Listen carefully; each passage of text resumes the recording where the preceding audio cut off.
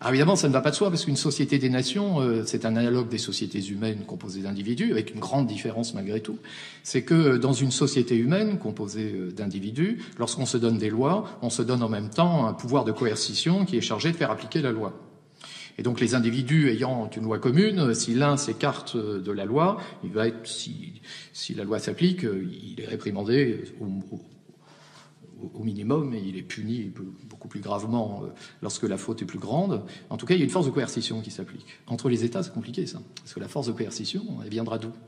Il suffit de considérer dans notre histoire ce qu'a été la Société des Nations, ce qu'est l'ONU, pour se rendre compte que lorsque les nations s'associent, elles s'associent, mais il n'y a pas de force de coercition qui est chargée de faire appliquer la règle. Ou si c'est l'État le plus puissant qui se charge de faire appliquer la règle, comme il est à la fois juge et partie, évidemment, c'est un problème. Donc il faut, si on veut penser la Société des Nations, s'en tenir à un modèle mécaniste, en fait. C'est-à-dire il faut s'en tenir là et considérer que la Société des Nations ne peut être que comme un automate.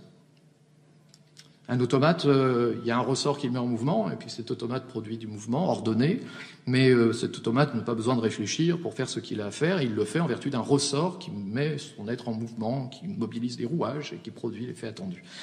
Peut-être qu'entre les nations, il faut penser une relation qui est celle des éléments qui composent un automate. Alors évidemment, il faut un ressort. Il faut qu'un ressort mette en mouvement l'automate pour que ça marche. Eh bien, le ressort, c'est celui qu'on a décrit à l'instant. Le ressort, c'est la peur. C'est la peur de la guerre. Ça marche tant qu'on a peur de la guerre. Tant qu'on se souvient des dévastations du monde guerrier, tant qu'on se souvient que la préparation de la guerre est déjà douloureuse, mais que la réalité de la guerre l'est bien plus encore, tant qu'on se souvient de ça, le ressort fonctionne, la Société des Nations est concevable. Là, vous avez compris, la Société des Nations, dans l'esprit de Kant, c'est quelque chose de mondial, mais nous en vivons un analogue, l'Europe. Ce que nous vivons aujourd'hui, l'Europe, c'est quoi? Elle est née de quoi? De la bonté des hommes. Elle est née d'une révélation morale qui a consisté à dire qu'après tout, nous allons décider de nous associer pour éviter les conflits, les déflagrations guerrières du XXe siècle. Ou est-ce que l'Europe n'est pas le fruit de 2 guerres mondiales dévastatrices? Est-ce qu'elle n'est pas le fruit des pires maux que les hommes ont pu produire à partir des grands élans nationalistes qui ont dévasté le continent?